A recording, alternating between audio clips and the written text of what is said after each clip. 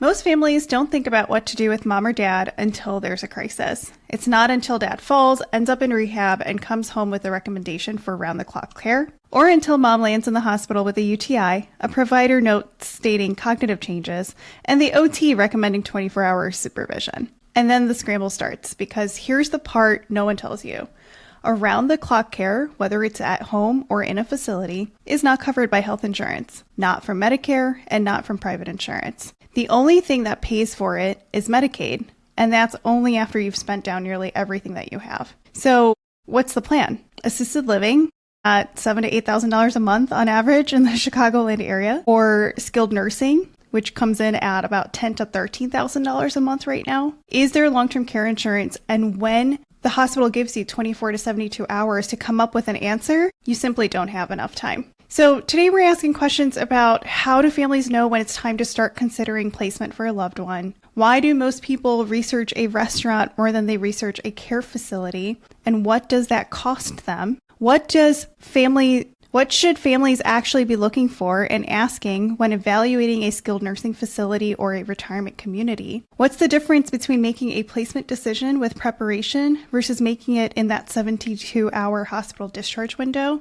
What role does guilt play in delaying placement decisions, and how does that affect outcomes? Welcome to the Aging Together podcast. I'm your host, Dr. Pooja Patel, a double board certified occupational therapist and gerontologist with additional certifications in dementia and fall prevention. This season, we are unfiltered. In this podcast, I interview guests who are experts in their fields or caregivers who are sharing their lived experiences.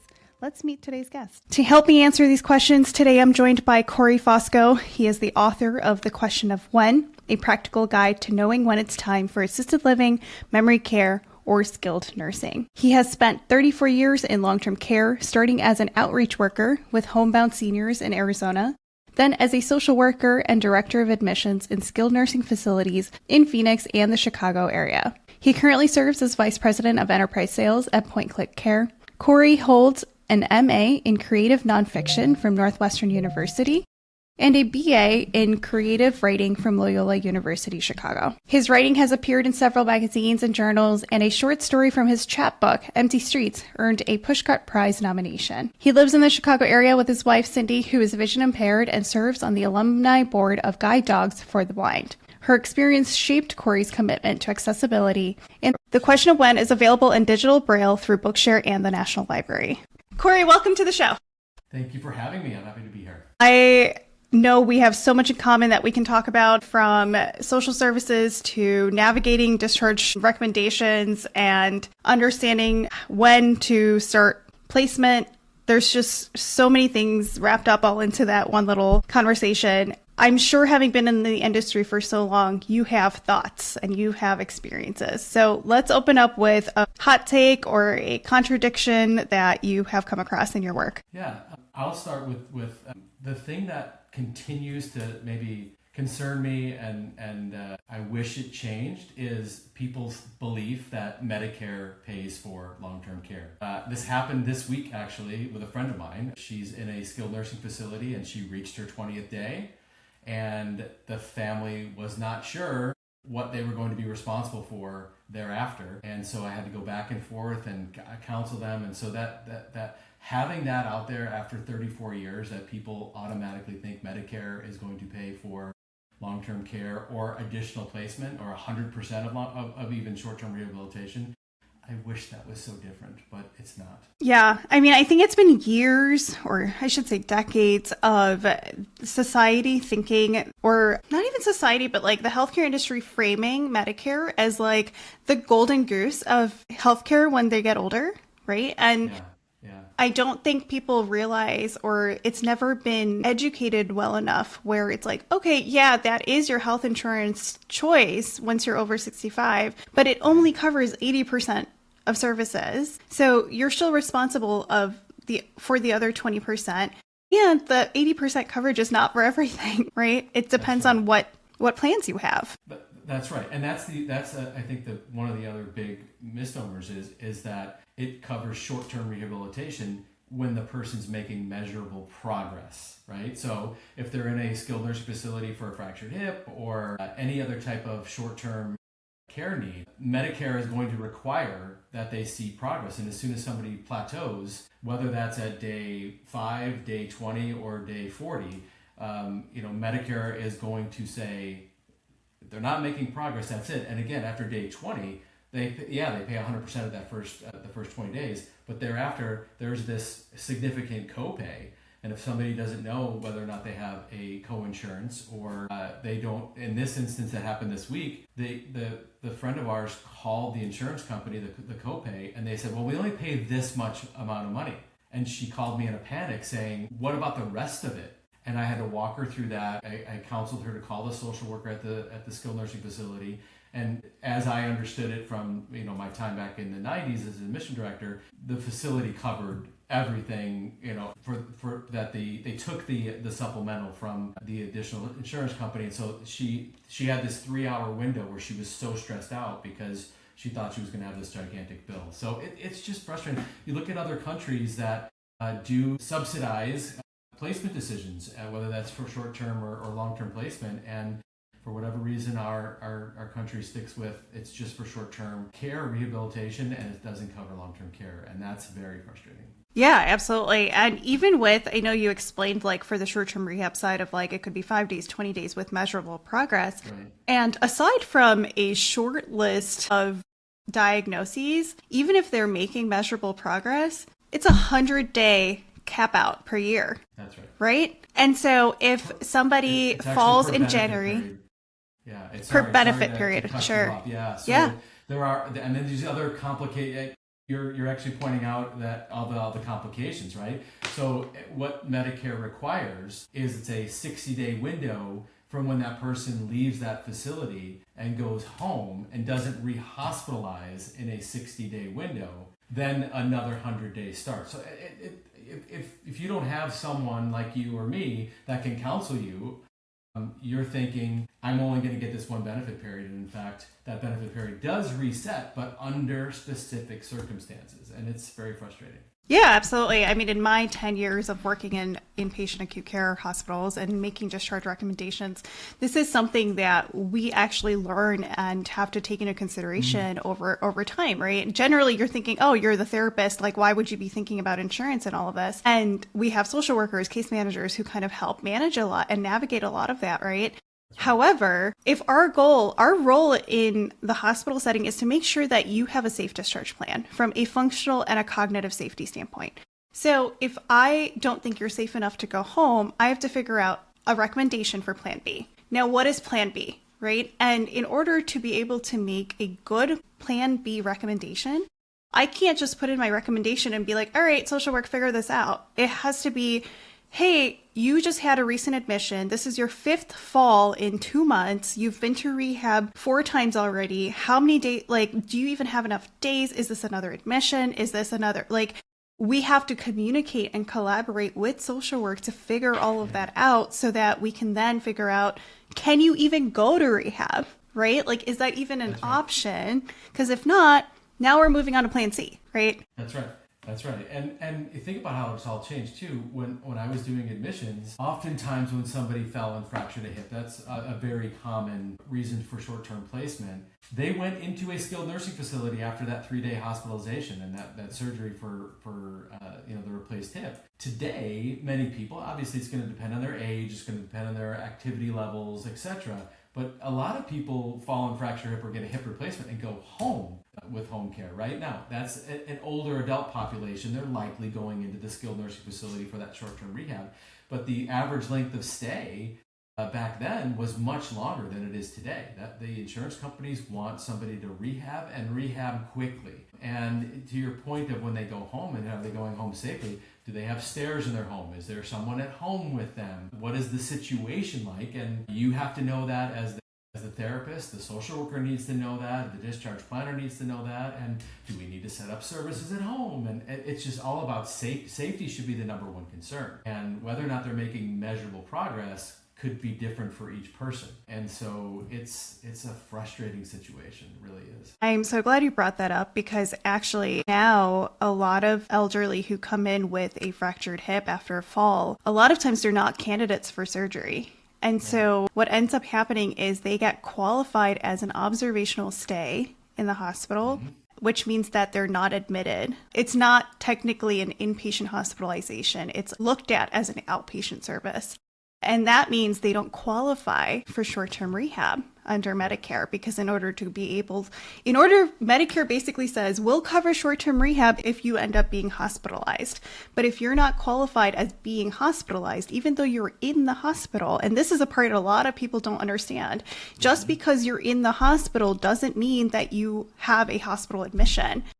You could be in the emergency room, you could be in the observational unit, you could be in observation for 3 days because you don't have a qualifying admitting criteria to be admitted. And so we get a lot of these elderly individuals, usually women, who fall, break a hip, are not good candidates for surgery, can't walk, can't move around, live alone, can't go home, but also can't go to rehab. And so what do we end up doing? We end up trying to optimize care. We try to give them daily therapy in the hospital, which we're there, but it's not rehab. Sure. And then we try to get them as safe as possible, which is, again, subjective, as safe as possible for them to get home. And then we try to set them up with max services. Can we get all home health services? Maybe a homemaker. Let's make a call to Department of Aging. Let's do X, Y, and Z. And ultimately, it's still not the safest plan because that person's going to be home alone at times and potentially not be able to go do something. And all of these things need to be taken into consideration. You and I understand it. But yeah. The average person who doesn't deal with this in their professional lives on a daily basis or part of their work history, they're not going to get this. And I've had friends who did go for rehab or had a hip replacement and then went home and they were told that they were going to have home care services. And then the next day, home care doesn't show up. The day after that. And there's just a miscommunication on you needed to call when you got home to confirm that you would be there and set up a time. And again, there's all these factors that go into it, and nobody knows to ask that question. What am I supposed to do when I get home? And what should I expect when I get home? Or what should I do? What should I expect when I go into the skilled nursing facility? What should I expect when I go into an assisted living facility? Even taking it back to home care for somebody who's maybe not ready for placement yet. It's all of these questions that people need to know. And if you don't have experience with it, if you don't have friends or family that have had experience with it, you're left to try to figure it out for yourself. And that is a recipe for disaster. It really is. I think we've touched a lot on all the things that Medicare doesn't do. Yeah. I think let's start with what the options are for placement and long-term care, right? So obviously Medicaid. But Medicaid is such a small sliver of people who can actually qualify and get placement under Medicaid, right? So that is a separate topic that I can go on a tangent about. But Sure. From your experience, like what are the placement options? And then we can work our way into like when to start thinking about it. Yeah, so we can start from the lowest level of care all the way through to the most highest need. And there are things what's called the bridge options, right? So if somebody gets an early diagnosis of dementia or Alzheimer's or a chronic condition like COPD, CHF, at the end of the day, you need to start doing your research, right? And so what often happens is people think, I'm getting that diagnosis, they immediately think, I need to go to a facility. Or if I'm caring for someone, my loved one needs to go into a facility. That isn't necessarily true. There are what's called bridge options. So if you think about staying in your home, there's home care services. But then, as you know, there are multiple different levels of home care services. There's skilled home care, which we've been talking about a little bit. There's private duty home care, right, which is homemaker services, the things I used to set up when I was originally an outreach worker. Somebody come in to do bathing and dressing, and Medicare doesn't pay for that either. That's private pay. Or for shopping or any kind of caregiver services that are non-skilled. And then there's also adult day services where somebody might, again, have that diagnosis, go out for socialization, give the person who might be caregiving, and that is not typically covered by an insurance either. Now, I also need to take a step back and say there are what's called long-term care insurance policies that people often take out in their 50s or their 60s. And what that does is cover home care, assisted living, adult day services, depends on the plan. That's also after a 90-day window where you're paying for that privately. But there are options there. It isn't just private pay or Medicaid, there's long-term care insurance as well. Going into assisted living is completely different than going into a skilled nursing facility. Assisted living are somebody who needs additional help, 24-hour care, but maybe not skilled 24-hour care, right? And they might have a memory issue, so there might be a memory unit inside an assisted living facility. I actually skipped over retirement communities, right? That is really a lifestyle choice. My in-laws live in a retirement community. Good friends of mine's family live in a retirement community. And that's about, I no longer want to maintain the single family home. I'm going to go in and be amongst others. There are structured activities, but I'm living typically in an apartment or a villa of some sort. But there's typically meals that are included and social time, but there's still a lot of independence. And then, like I mentioned, assisted living and memory care. And then when you go skilled nursing facilities, oftentimes everybody calls all of those things nursing homes. That's just the older version. So I probably could have said the hot take is, why are we still calling them nursing homes, right? Why can't we just call them what they are? And so then at the end of the day, the payment options for a skilled nursing facility are, we talked about short-term rehabilitation, but for private pay is private pay funds, and you talked about the ranges of fees that are associated. Certainly the long-term care insurance, but Medicaid, as you talked about, that's going to require somebody to spend down their assets. And if there's a surviving spouse that's living out in the community, there's caps that they have so that person doesn't spend all of their money. And then that second part of that is they look back for 5 years also. So what they're trying to do is avoid people from funneling funds over to family or what have you. And so in a 5-minute explanation of all the different kinds of care and the different kinds of payment options, my head is spinning, and I've been doing this for a long time. So there's a lot of things for people to consider. And the whole point, I think, of this conversation, the whole point of those that are out there helping people is to give you the education, is to give you that foundation so you can start doing the planning and not making that decision in that 72-hour window. Yeah, absolutely. Like you said, you just went through so many different options in those 5 minutes, and imagine someone, you don't need to imagine because you've been there, but for those who are listening, imagine being in the hospital when something has happened, and maybe you're the adult child or you're the spouse and you have no familiarity with any of this. And now all of a sudden you've got 10, 15, 20 providers coming in and out of your room. They're all giving you different information and recommendations. And then therapy comes in and gives their recommendations. And then social work comes in trying to coordinate all of it. And then they say, all right, you have 36 hours. Let us know what you want to do. That's not enough time for you to make a well-informed decision about what could potentially alter the rest of your life. And that's not an exaggeration. The wrong decision in that moment could alter someone's life. And I have seen that happen over and over again. A few examples where the unfortunate reality of nursing facilities that solely exist under Medicaid dollars, right? Yeah. You send a patient there for short-term rehab. You explain, hey, you should only be there for about 2 to 3 weeks, depending on how you're doing, and then you should go home. And then they come back as a readmission maybe 2 months later for whatever reason. And you ask them how home's going, and they say, no, I just ended up living there at the nursing facility, right? And you ask why. You should have been able to go home after rehab. You didn't need that amount of care. And it's because the patient was on Medicaid, the facility, or, because they were on Medicare with a Medicaid secondary, the facility gave them short-term rehab, but then had them convert into a long-term patient under Medicaid, right? Why?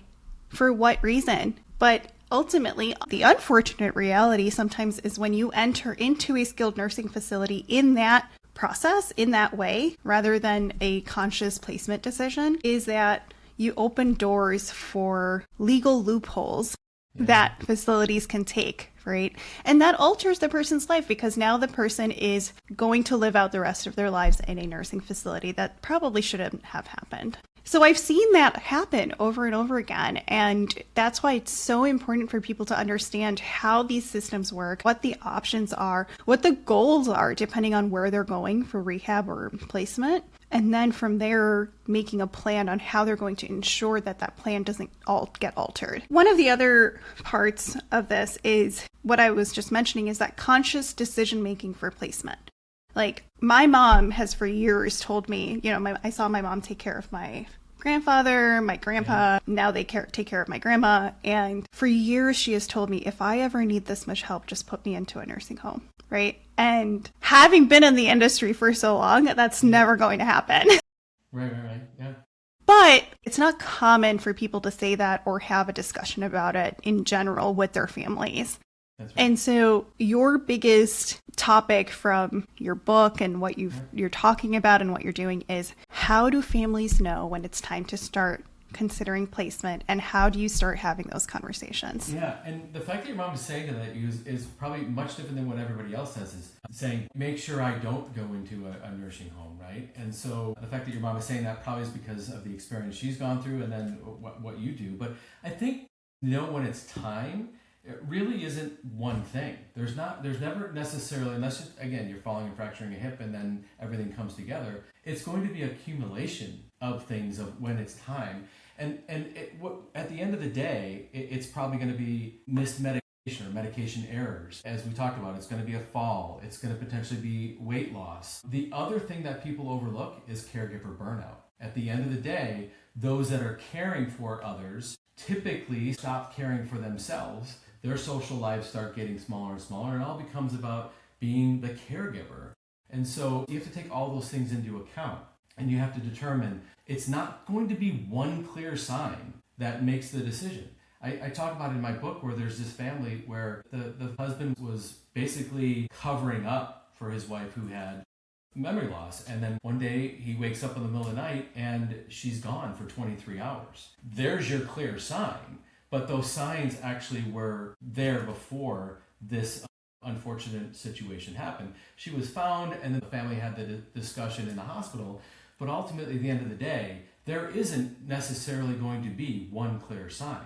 And so it's about opening up and having the conversation. Having the conversation is not making the decision. So the earlier you start having that conversation, the better, more informed that placement decision will be. And what I talk about is building a foundation. It's coming there with looking at all the different angles so that if you are forced with making that decision, you're educated, because at the end of the day, research that you do is the foundation, but the decision that you make may not be all the final decision that you made when you were doing the research. I want to go to this place when time comes. Well, this place might be full. This place may not be the right one for you anymore.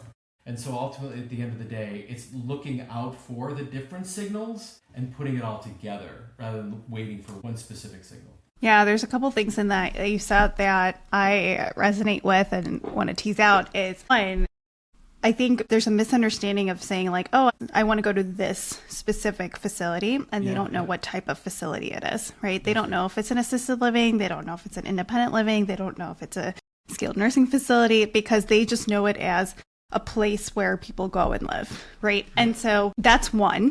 You have no idea what type of facility it is that you think you want to live in. Two, like you mentioned, it might not be the right fit because of X, Y, and Z reasons. One of the topics I bring up is what is important to you. Because if religion is important to you, if your meals and food are important to you, if certain activities are important to you, you want to make sure that that stuff is available to you wherever you end up going. Sure, so if that's not available where you're going to go, you're not going to enjoy living there at all.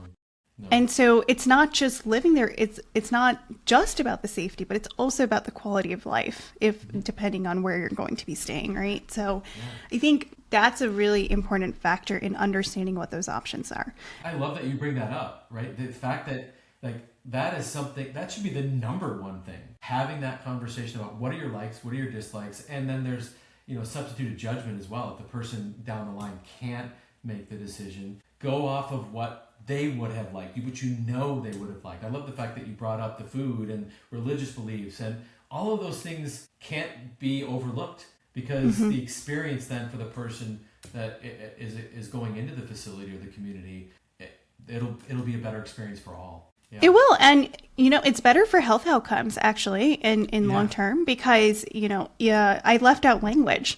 But language barriers completely alter your health outcomes, right? And we know that. It's documented multiple times. And it's one of those things where, recently this conversation has come up a lot where we're starting to enter this market where we need more and more community specific and community tailored living arrangements, living communities, right? So, for example, a South Asian retirement community, a South Asian CCRC, where they can have access to independent living and then assisted living and then memory care and then a skilled nursing, right? Like having options where they have people who speak their language, they have people who can make them their food, they have religious services that they're familiar with, they celebrate the holidays they're familiar with. Because what happens when someone starts losing their cognition when they get older? They revert back to what they know best and they crave that familial touch, right? And so if they're in an environment where they're not celebrating the holidays they care about and not doing worship every morning or once a week as they're used to, or praying before every meal, these are things that start to become a key barrier to participation, which is what OT is all about, was helping people participate in their day-to-day, right? And so those are things that I often look at when someone asks me, like, what should I be looking for? And it's like, safety-wise, they're all going to have to live up to the regulated safety standards. So that's that's a bare minimum, right? But then on top of that, you've got to look at all of these different things that are important to you. And you can't have those conversations in a hospital room, like you said, right? You cannot talk about all of that during a crisis in the hospital room. And the last thing you brought up was it might not be available. Currently in our area, as I'm sure you're aware, we have wait lists that are like 6 to 12 months out. That's right. And so I always tell people to create a list of 5 facilities, like 5 areas that they might be open to considering, or 5 facilities early on. Go visit them, tour them, talk to people, talk to residents, see how it is, right? And then you have sort of like a plan A, plan B, C, D, E, so that when the time comes, if the first couple options are not available, you have up to 5 options that you can pick from. Yeah, and I'm not trying to underscore the severity of a big decision like this. Yeah. But if you think about back in the day when you're looking at colleges or you're looking at houses or something, like it's got to fit. And you don't just look at one. You look at multiple ones. I love that point that you're stressing. It's you have to have options on top of the options that you're looking into, because things change on a regular basis, and in healthcare they change pretty quickly. And so at the end of the day, if you're like, that's the place I'm going to, and when the time comes, that place is not available, and you have no other backup options, it's going to be worse. You're going to be making some kind of decision that didn't have any thought to it whatsoever. It's a rush decision based on smaller criteria that probably aren't as important as all the other things we've been talking about. Yeah, I love your college analogy, because that actually fits so well as to having, you have your safety school where you're getting in, it's an option, you can afford it, like it's going to be easy. Like if you don't get in anywhere else, that's where you're going. Right. And then you have like your reach schools, right? Like you have your I really want to go to this one. I don't know if I'm going to get in. I don't know if I'm going to be able to afford it. But this is like my ideal dream school where I would like to go to. And then you have things in between, right? Where it's like somewhere between that totem pole of reach versus safety. Yeah. And so I really like that analogy, because that's exactly what this is. It's you have to have a safety facility of knowing like, okay, if all else fails, I know I can get into this one and I know I'm going to like it and it's going to be fine. And then you can have, escalating needs and desires and wants until you get to like your absolute, this is what I want. Yeah.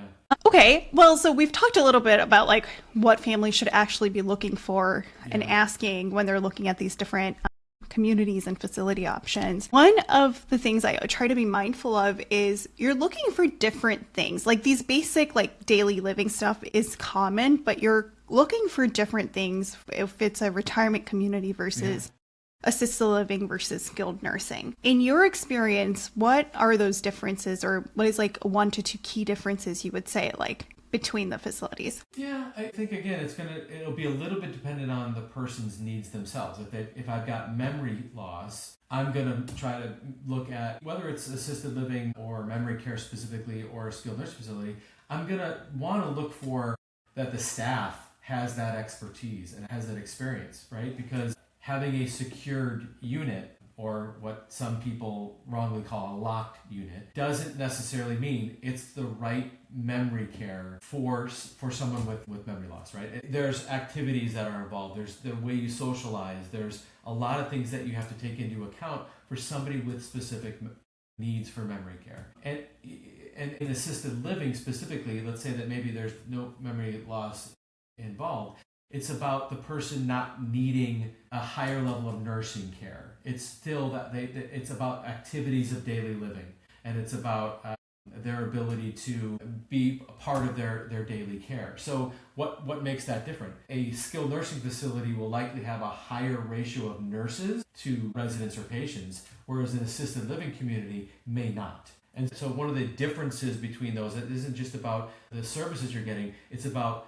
the amount of clinicians that are available to the patients and residents that are there. So I would say that's a big thing, is to find out what the ratio of caregivers to patients is, because at the end of the day, if somebody does need a higher level of care and they don't have the right amount of staff, they're not going to get the care that they need. I also then look at if somebody's taking a tour of a community, what kind of activities are going on during that tour, and look for those little things that become really game changers in terms of it's 2:30 on a Friday and the activities calendar says there's supposed to be this going on. Is this going on? Those are the little things that people should look for, because placement isn't just about having a room in a community. It's about the activities. It's about the food we've talked about. It's about the care you're going to get.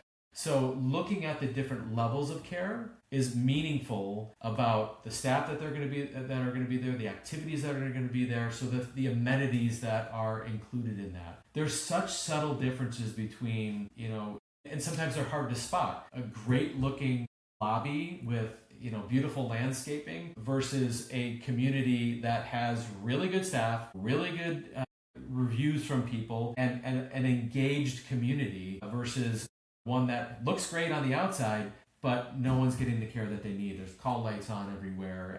It's just a frustrating situation. So, and again, it's really hard to spot some of those things if you're not paying attention to them.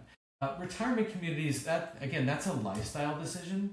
And so that's about, it's still a big decision. It took friends of mine and their parents 3 years before they made the decision. My in-laws took several years before making that decision. But ultimately something will come down to, I want to make a lifestyle choice. But for somebody needing a higher level of care, then it comes down to the things I already mentioned. Yeah, I am seeing a rise in what's called CCRCs that I mentioned earlier, which are continuing care retirement communities, where it's not just standalone retirement communities, right? Like the 55 plus communities that we see.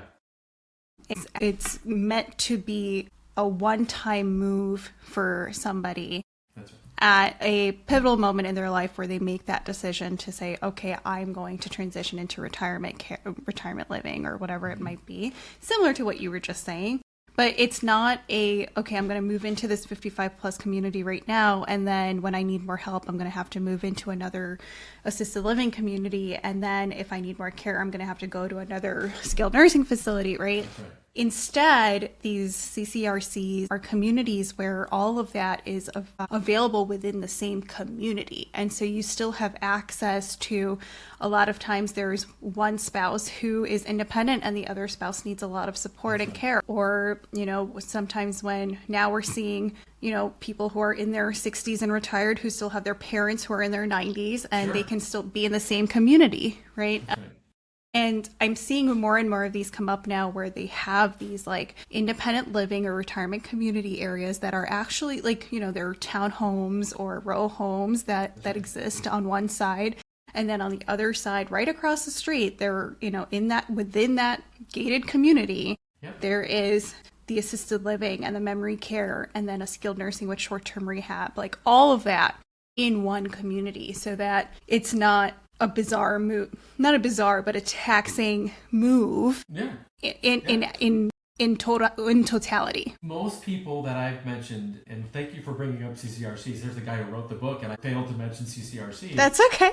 That's where the people I've referenced, they live in CCRCs. And again, I just take for granted again that, people understand that. At the end of the day, hit on the key thing. They're making that decision, but someone else in their family might need a higher level of care, and they're on the same campus, or I may need more care down the line, and then I don't have to go through all of this all over again. Okay, I make the decision to move into a retirement community, but in a year from now, 2 years from now, whatever the time frame is, I'm going to have to do this all over again? No, I don't really want to do that, right? And so even with those that are looking at CCR, are they at a higher financial cost? Likely they are, but you're making that dedication not only to yourself, but to the community, and their commitment to you is going to be taking care of you even if the money runs out. And you have to ask that question, though, when you're looking at contracting with them, if you're going to make that decision, to make sure when my money runs out, or my mom's money runs out, can she stay? Can I stay?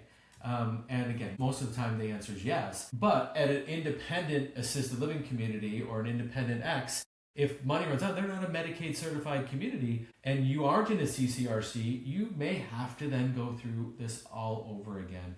And think about the stress that causes for people. And so I'm so glad that you brought up CCRCs. I'm very glad that you did. Thank you. Yeah, absolutely. And I think even within that, though, right? Like you just mentioned, if they're not a Medicaid certified facility, then it's not as simple as saying, oh, we ran out of money, let's just transfer you into our skilled nursing portion so that Medicaid can cover it, right? You still have to qualify for it. That's right. Do you need that level of care? Even Medicaid's going to be like, we're not covering it if they don't need that level of care, right? And same thing with memory care. You need a diagnosis to be eligible for memory care, right? You have to meet certain criteria. So it's not as simple as saying, oh, well, I feel like I need a little more help, so I'll just move over there. It's not that simple. But it does offer opportunity to be able to maintain living within the same community for a long time if all the boxes are checked. If you've validated and verified all of your insurance policies and what's covered, what's not, what they're credentialed with, and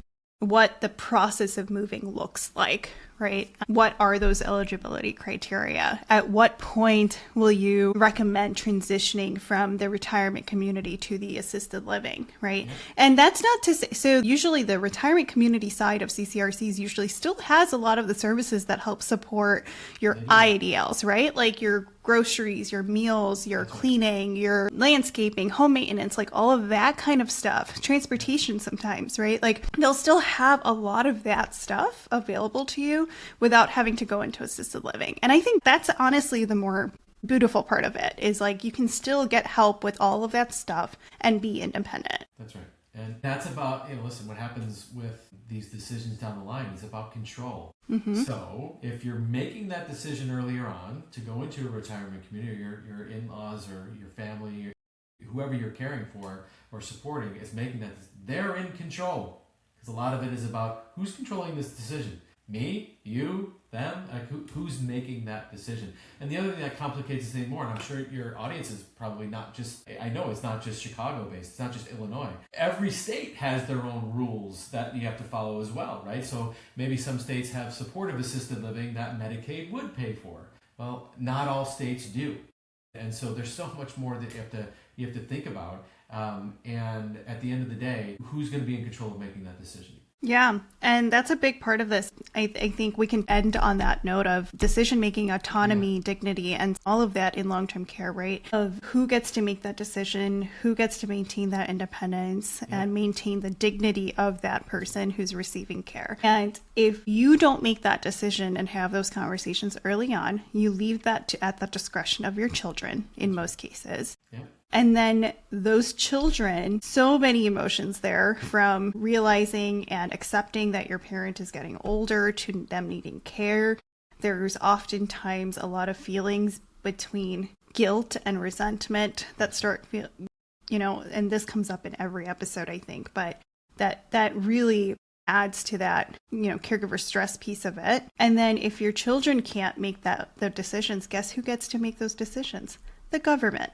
Yeah. And you really don't want that And so, it's so important to have those conversations, not just by yourself, but with your family, so they know what to anticipate and what to prepare for. And delaying these decisions and delaying that care planning, it just adds to more guilt. There's also other bad outcomes, or it can impact just general long-term outcomes that can impact someone. I think we talked about quality of life. We talked about health outcomes. Are there other outcomes that you can think of as far as other than guilt? And even you can talk about guilt too. Yeah. What role does that play in with these delayed decision making? The other thing that makes it more complicated, I've got two older brothers, right? And each of us have difference of opinions, right? So guilt is going to, I think, oftentimes be the overarching emotion that people have when faced with making this type of decision, and that guilt is really the engine of the delay. And just putting it over here. I'm going to park it over here because I'm going to feel bad for making this decision. But on top of that, if you have siblings and oftentimes, and you know this, it's the adult daughter, the oldest daughter, if there's multiple siblings, who's forced to make this decision or being put in the position to make the decision. And I live here in Illinois. My brothers live in Arizona, and my mom lives in Arizona. And if I continue to give my opinion every single day of what should be done with mom, now she's independent, she lives with my brother, but she drives still, and we're not faced with making this decision. But if we were, it's not necessarily fair for me to say, this is what I want, because I'm dealing with my own guilt, and I'm dealing with my own opinions. You have to take all of that into account. So one of the things that become challenging is interpersonal relationships between family. Somebody says, I don't want this to happen, but the one who's doing the caregiving says, it's time, we have to make this decision. And so the stress that adds on top of making this kind of decision is tenfold when you've got differences of opinion. And so I continue to see guilt, and I started writing The Question of When in 1997, when all these families were coming in, and I kept seeing this pattern of, when should we make this decision? When should we make this decision? It's not necessarily where should we be making this decision. It's the ultimately putting the stake in the ground and saying, this is the decision that we're making. And 30 years later, it's still that very similar thing. And so I'm not seeing, what I haven't seen over these years is the change of guilt being the number one emotion that causes the stress in families. Now, the other thing, and I mentioned this a little bit already, is the health of the caregiver, the health of the spouse. If we ignore those things, you're not only going to be making placement decisions for one person, you'll likely be making placement decisions for multiple people, because the amount of stress that comes with making these decisions for the cover-up and making excuses for people, I think is just very challenging to deal with. What I frame it a little bit differently, especially, and I talk a lot about memory loss, but what I have seen is somebody who has and is experiencing memory loss, when they're staying at home and not really going out anymore and not getting that social interaction, the progression of the disease is a lot more advanced. And again, every person's going to be different. If I go into adult daycare, if I go into a memory care unit and I'm structured activities, we often see that the progression of the disease is slowed because that stimulation, because you're getting that appropriate care. So one way to frame why am I making this decision is taking that into account. Again, the same thing could probably be said, I'm not a clinician, so with COPD, with Parkinson's disease, with the traditional diagnoses that come with making some kind of healthcare decision, when you're getting extra care, that's when you're getting that extra help. How I often see that too is making the placement decision is just extending my care that I'm giving to the person who needs it. So I'm extending the caregiving team to somebody who's going to be with them 24/7. And so at the end of the day, you have to take all that into account as well when you're making those decisions or considerations. Yeah, I often present it as, you are not a trained professional to be able to provide this level of care. That's right. And you're going to feel a lot guiltier if something happens on your watch because you weren't trained to handle it. That's right. And so a lot of times sometimes I shouldn't say a lot of times. Sometimes that gets through and they're like, you're right. I should probably let the professionals handle this. You made a comment about the capacity of the caregiver. Yeah. Funny. I was kind of laughing when you said that because now we're seeing people live longer, right? And I'll have patients in their 90s and be like, yeah, my husband takes care of me or my wife takes care of me. And I have to look at them and be like, how old is your spouse? And are they independent? Sure. Like, are they functional? Because if they're in their 90s, their spouse is likely in their 80s or 90s. And in the current generation of 80s and 90s, most of them are not aging in wellness. No. Most of them are aging with illness. Yeah. And so, we have to ask and say, okay, well, what is their capacity and their capability of helping you? I understand that your wife helps you with your medications and your meals, but you're telling me your wife is helping you get in and out of your bathtub and is helping you get dressed. And you're also telling me that your wife's COPD is getting harder to manage and that she is also having a hard time walking around. Well, we have a problem. Like, that's not safe. And so what is your plan, right? So yeah, there's so many points on that. Of course, the siblings conversation is always one. I have shared a story in multiple of these episodes about a family that I had in the hospital where multiple siblings were involved. The mom never shared what she wanted or how she wanted things to be. She was on a vent, needed a feeding tube, or the question of a feeding tube came up, and there were 5 siblings, and so some agreed, some disagreed. There was no POA, there was no, and so regardless of 5 siblings being involved, you had to get ethics involved because there was not a single decision maker, which prolonged the conversation, which prolonged suffering because ultimately the mom died. And it was one of those of like, if there had been conversations, if there was a POA, if there was education, all these ifs, a lot of things could have been avoided. And the kids are now, at that point, there was a lot of tension between the siblings. There was a lot of animosity. There was a lot of guilt. There was a lot of resentment.